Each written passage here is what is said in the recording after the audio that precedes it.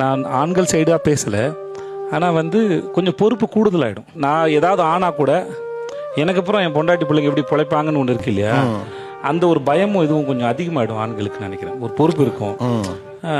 கல்யாணத்துக்கு முன்னாடி கூட ஏதாவது தொழிலில் சண்டைனா கூட எப்படா அப்படின்ட்டு போயிடலான்னு தோணும்.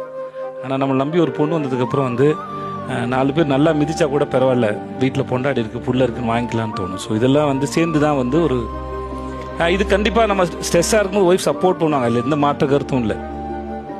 பட் நிறைய ரெஸ்பான்சிபிலிட்டி வந்து ஆக்குபை பண்ணிடும். ஸோ அப்போ அது முன்னால மாதிரி இருக்க முடியாது, கல்யாணத்துக்கு முன்னால் இருந்த மாதிரி இருக்க முடியாது. உண்மை அதுதான், காலப்போக்கில் நடக்கும். அது அவங்களுக்கு வரதும் நான் என்ன அப்பப்போ அந்த மாதிரி குட்டி சண்டை நடந்தால் அது ரொமான்ஸுக்கு வழி வைக்கும். ரொம்ப நல்லா ஒரு சின்ன